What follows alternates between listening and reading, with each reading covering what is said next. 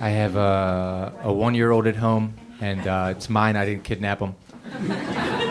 And, becoming a father, I don't know if we have parents in here, has really changed my life like 100%. Ultimately, it's just nice to know it works.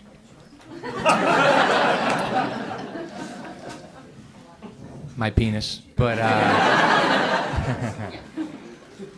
my son was born here in New York City. At the New York City hospital, they do this thing where they make you watch this video about not shaking babies, and you have to watch this do not shake babies video where they won't let you leave with the baby. And I said to my wife, why are they making us watch this video, and who needs a video to know not to shake a baby? Then a couple nights later, when I had not slept for 2 days straight, I had a very strong urge to watch that video again. I remember one of the first times I gave him a bath, right when he got out of the tub, he peed all over my chest, and he really let me have it. And then I took a shower, and afterward we cuddled and listened to I Believe I Can Fly together. And he fell asleep within 5 minutes. The point of that joke is I think that if you involuntarily get pissed on, you should be able to listen to R. Kelly again.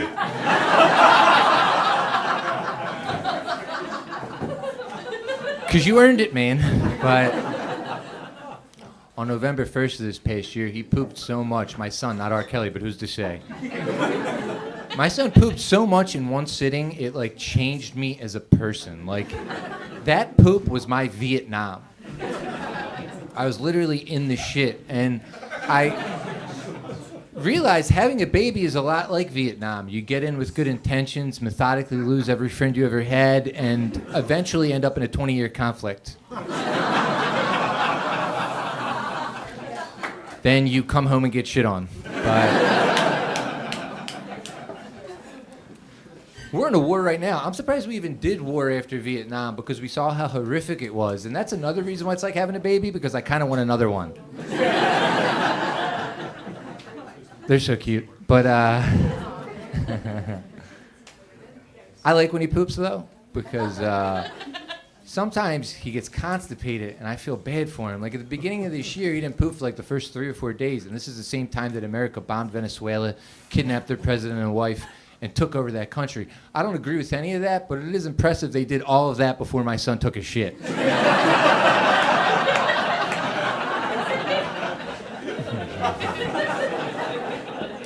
Come to think of it, he didn't poop when we bombed Iran either. He's some sort of poop empath of some sort. I wonder what country we'll bomb next month to make him constipated.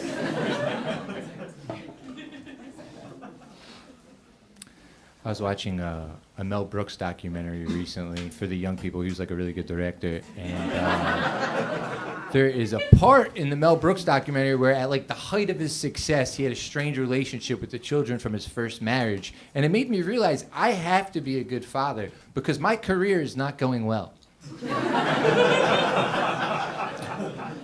I'm happy to be here with you guys. I'm just... Like, so sad what happened to Rob Reiner. Rob Reiner was one of the stars of All in the Family, the most critically acclaimed sitcom of the 1970s. He transitioned into directing, directed some of the greatest American films of all time, Stand By Me, When Harry Met Sally, A Few Good Men. He started the production company Castle Rock and produced Seinfeld, Shawshank Redemption, Murdered by His Son. Do you know how good of a career you have to have had for your son to kill you and your wife? If things keep going how they are in my career, me and my son are going to have a loving and nurturing relationship.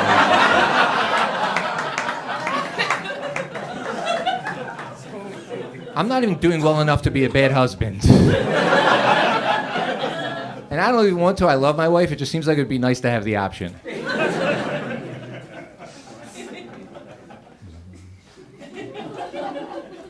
I think I'm a good dad during the day, you know?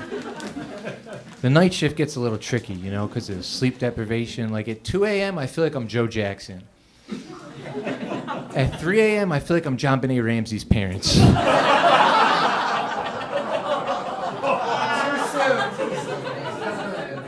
At 4 a.m., I feel like I'm Chris Benoit.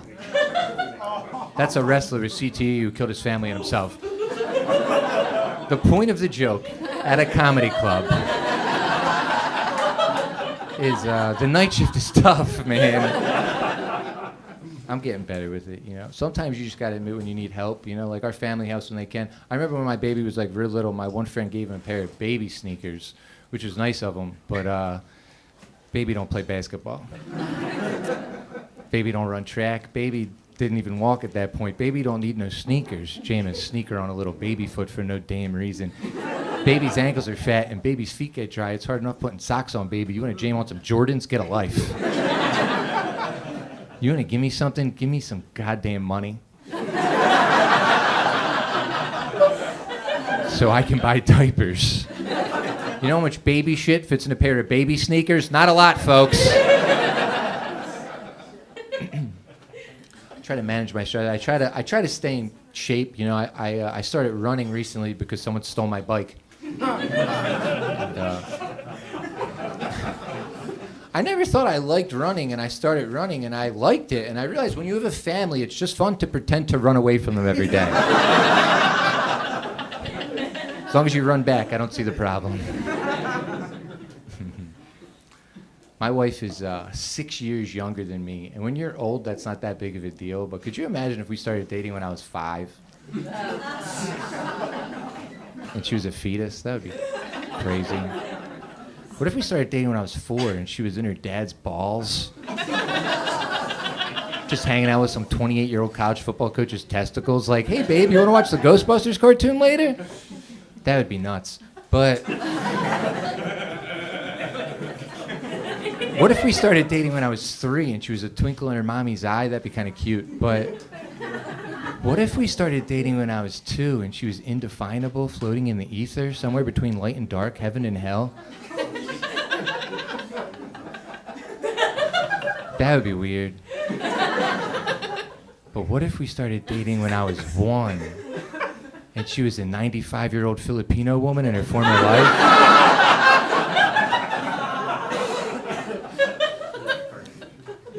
17 and 11, still probably the weirdest, though.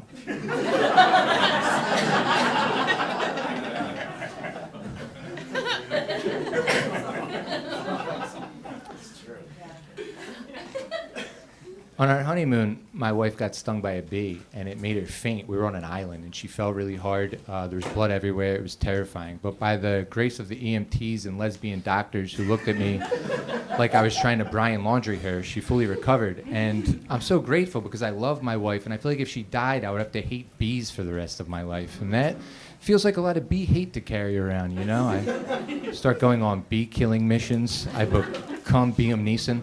Then, you know, eventually enough time passes while on a bee hunt in Ocean City, Maryland. I meet and fall in love with a female bee named Renee, and after a long will they or won't they, we decide to move in together. And she once introduced me to her bee grandpa because her and her bee dad never really got along. Long story. Anyway, I'm getting the glass jar of honey ready to entertain our guests when I see that the old bee who buzzes in with Renee is my wife's murderer.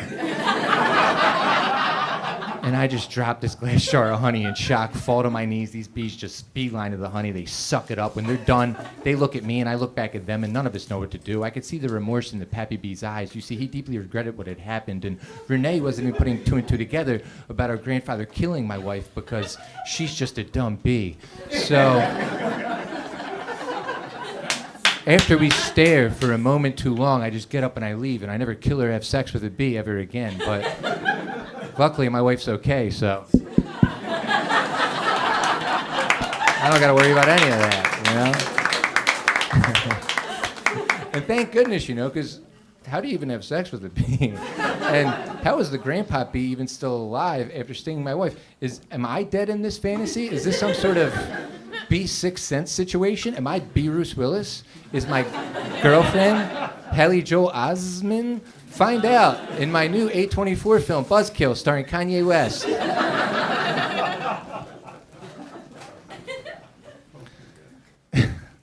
Kanye, he recently apologized for being a Nazi. So I guess I can listen to his new album now. It's okay. It's a fine album. I just think it was interesting. I wouldn't listen to Kanye when he hated Jewish people, but I'd listen to Michael Jackson, who maybe banged kids. And I think we can all agree that maybe banging kids is worse than hating Jewish people, except for our government.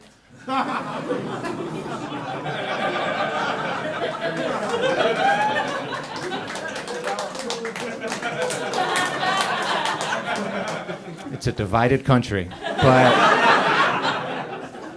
I think the difference is Kanye was so annoying about hating Jewish people. Michael never admitted to banging kids, so I guess like definitely hating Jewish people is worse than maybe banging kids.